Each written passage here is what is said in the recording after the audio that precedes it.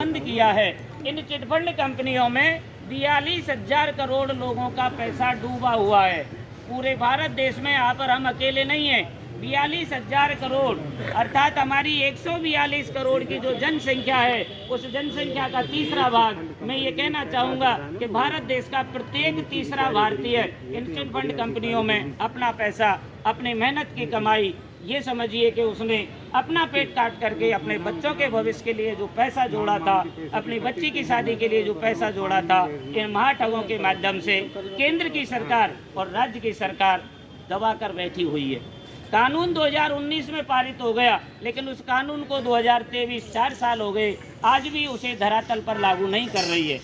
हमारी गहलोत सरकार के लिए, माननीय सीएम साहब अशोक गहलोत जी के लिए कहना चाहूँगा कि सबसे पहले वर्ड्स एक्ट कानून को राजस्थान में लागू करके पूरे भारत देश में वाहवाही लूटी कि राजस्थान वो पहला राज्य है जिसने वर्ड्स एक्ट कानून को लागू कर दिया है, लेकिन लागू नहीं किया है। मैं आप सबके सामने कहना चाहूँगा कि उस कानून की लिपापोती करके, जिस कानून में स्पष्ट लिखा हुआ है, वर्ड्स एक्ट कानून के 3रे अध्याय में स्पष्ट लिखा हुआ है कि इस कानून का सक्षम अधिकारी कम से कम सेक्रेटरी लेवल का होगा, अर्थात सचिव स्तर का होगा। अब सेक्रेटरी लेवल हमारे यहाँ प्रत्येक जिले में मुख्य जिलाधीश, मुख्य जिला कलेक्टर महोदय, आरएएस अधिकारी ने होकर आईएएस अधिकारी होते हैं। महानुभाव हमारे यहाँ शिक्षा हैं, ये भी जुड़े हुए हैं। तो आईएएस अधिकारी एक जिले में एक व्यक्ति होता है, जिला कलेक्टर महोदय होते हैं, अर्थात उसके सक्षम अधिकारी स्वयं जिला कलेक्टर महोदय होने चाहिए। लेकिन वहाँ जिला कलेक्टर को उनका सक्षम अधिकारी ना बनाकर प्रत्येक जिले के उप रजिस्ट्रार को, सोसाइटियों का जो उप रजिस्ट्रार होता है उसको उसका अधिकार दे रखा है। बाकायदा उनके कार्य में उनको तनख्वाह मिल रही है, वर्ड्स एक्ट कानून को लागू कर रखा है, लेकिन उनमें सारे ही कार्यालयों में, मैं करौली से हूँ तो मैं करौली के लिए कहना चाहूँगा कि उन उप रजिस्ट्रार कार्यालयों में आप पर हमारी पीड़ा की, आपकी हमारी डूबी हुई रकम की, आपकी हमारी करुण पुकार की 5-5 हज़ार फाइलें रखी हुई है, लेकिन 4 साल से अभी तक किसी को भुगतान नहीं मिला है।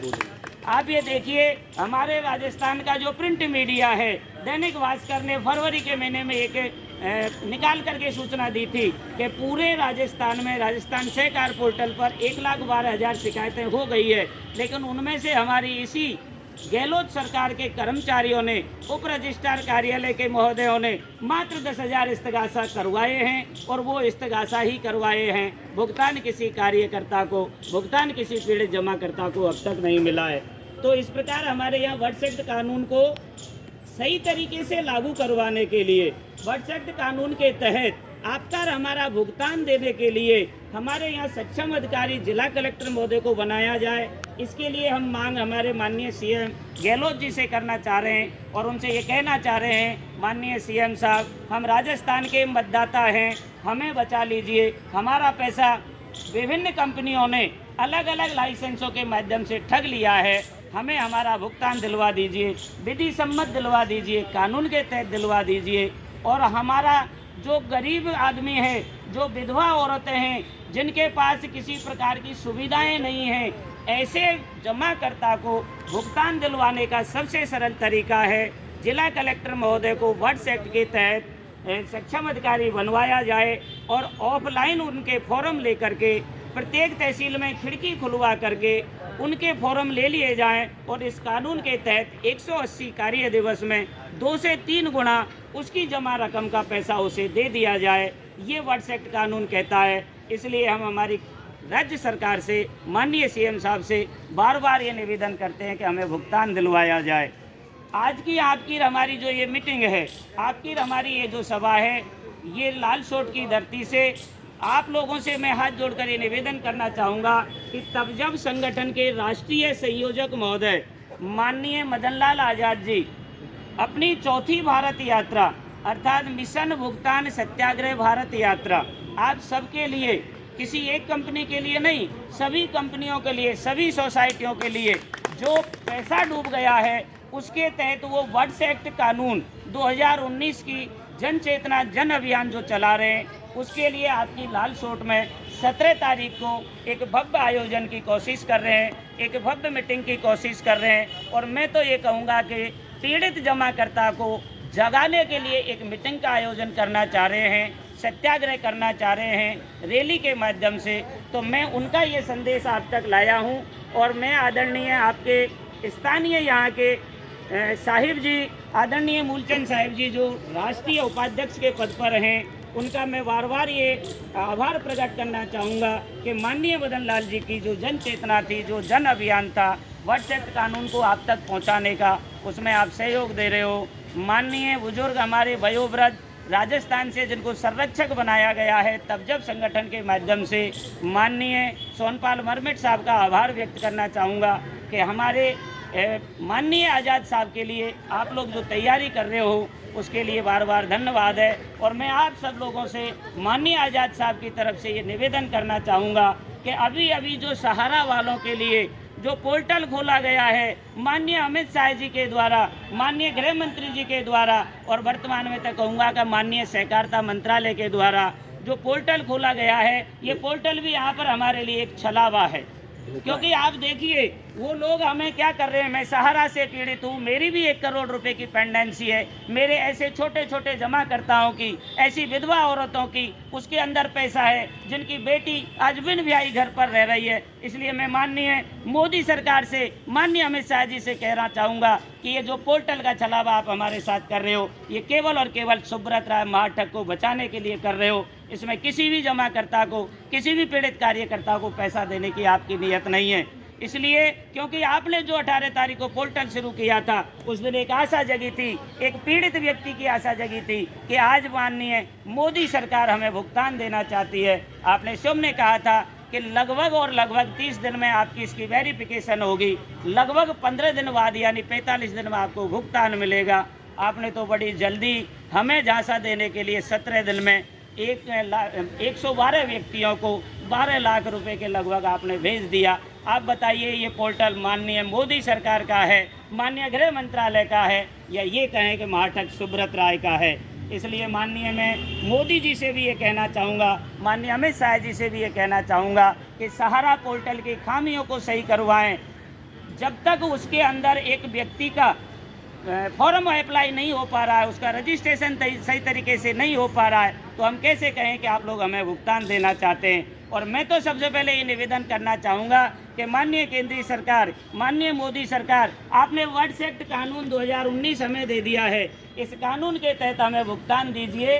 ये बीच के अंदर जो आप पोर्टल चला रहे हो, ये पोर्टल तो आपका हमारा कहीं चुनावी जुमला है, आपका हमारा कहीं चुनाव जीतने का ये फंडा है। इसलिए मैं बार बार आपसे निवेदन करना चाहूँगा कि आज यहाँ जो पीड़ित लोग बैठे हुए हैं, आज यहाँ जो अपना धन, अपना पैसा, अपनी मेहनत की कमाई डुबा के बैठे हैं, इन लोगों ने तब जब संगठन के साथ, आदरणीय मदन लाल जी के साथ, आदरणीय सूरजदीन विश्वकर्मा जी के साथ एक कसम खाई हुई है कि पहले भुगतान और उसके बाद ही मतदान। जब तक हमें हमारा भुगतान नहीं मिलेगा तब तक हम मतदान नहीं करेंगे। और विशेषकर वर्तमान में जो हमने 9 अगस्त को संपूर्ण क्रांति का जो ऐलान किया है, उसके तहत तो मैं ये कहना चाहूँगा आदरणीय केंद्रीय सरकार में मोदी जी सुन लें।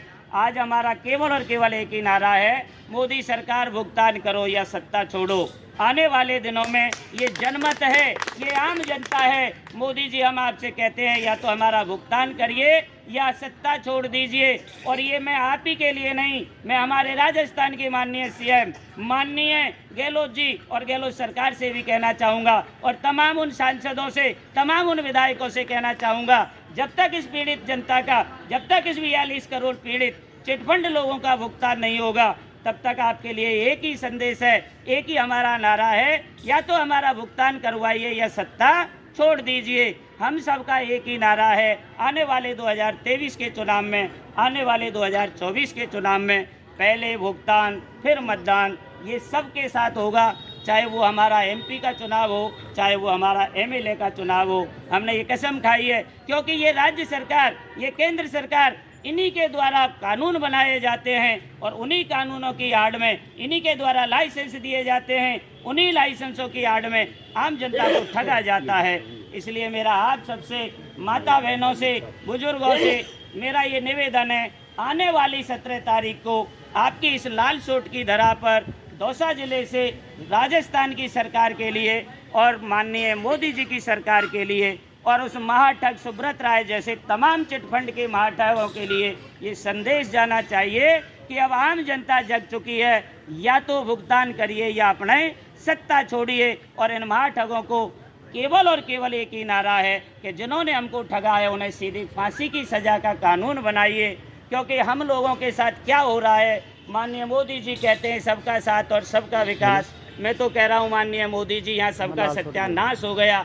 आकर के देखिए हमारे धरातल पर, जिसकी बिन ब्याही बेटी घर पर बैठी हुई है, जिसके बच्चे की पढ़ाई के सपने देखे थे, उसके बच्चे की पढ़ाई छूट गई। मैं अपने बारे में ही कहना चाहूँगा कि जिन बच्चों के लिए सहारा ने मुझे अच्छी तरीके से सब्ज बाग दिखाए, जिनके लिए सहारा वालों ने मुझे बहुत बड़े बड़े सपने दिखाए, मैं कहना चाहूँगा कि एक परिचय पत्र दिया और उस पर लिखा था कि आपको आसमान छूना है। मुझे तो ऐसा लगता है मेरी ज़मीन पैरों के नीचे तक ज़मीन नहीं है। ये मेरी कहानी नहीं, प्रत्येक उस जमाकर्ता की कहानी है जिसको इन चिटफंड में महाठगों ने अच्छे अच्छे सब्ज बाग दिखाए, उनका पैसा जमा करवाया। इसलिए सबसे मेरा एक निवेदन है, इन महाठगों से पैसा लेना है तो केवल और केवल वट्स एक्ट कानून के तहत पैसा लेना है।